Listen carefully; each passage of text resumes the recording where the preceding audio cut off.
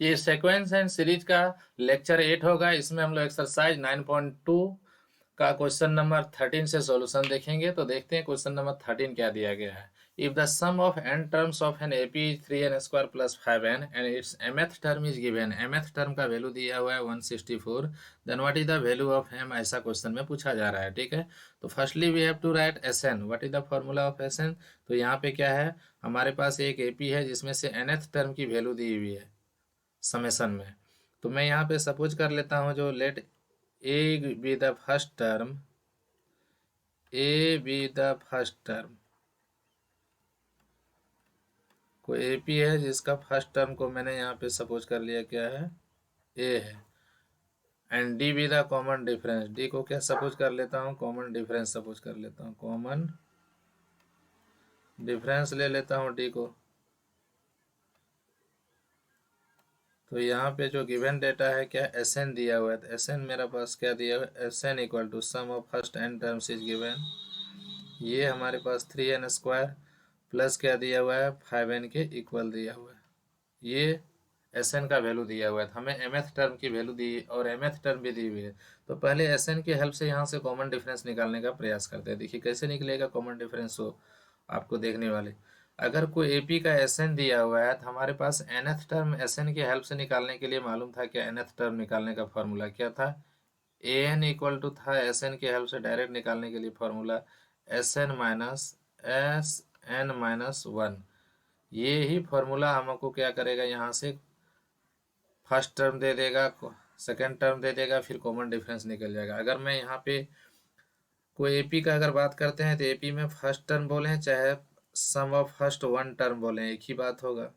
तो ये S one बोले या ए वन बोले, दोनों तो एक ही चीज़ है। फर्स्ट टर्म को ए अगर या तो एस वन को के इक्वल सपोज कर लेंगे तो दोनों तो सेम ही चीज़ है, क्योंकि कोई एपी है उसमें सिंगल ही टर्म है तो उसका सम क्या होगा, एस वन होगा। और वो फर्स्ट टर्म का भी वैल्यू ए ही होगा। तो वैसे केस में ए और एस दोनों आपस में इक्वल हो जाएगा फर्स्ट टर्म के केस में क्या।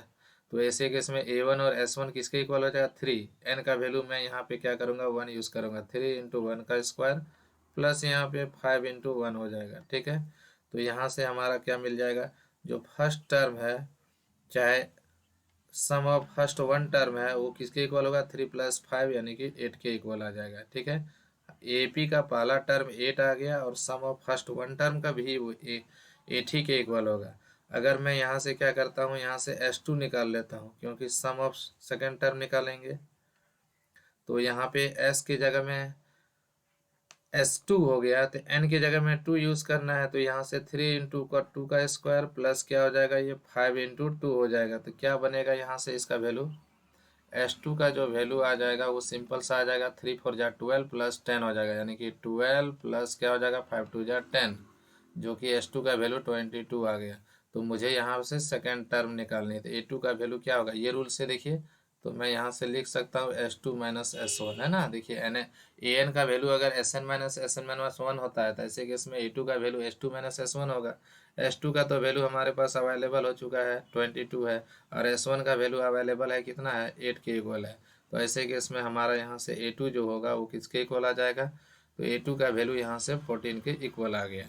ठीक है, तो हमें कॉमन डिफरेंस अगर निकालनी है तो कॉमन डिफरेंस मैं यहाँ आसानी से निकाल सकता हूँ। कॉमन डिफरेंस का फॉर्मूला क्या होगा, A2 - A1 होगा, यानी कि अगला टर्म माइनस पिछला टर्म कर देंगे। तो अगला टर्म हमारे पास 14 है और जो फर्स्ट टर्म है वो क्या है, 8 है।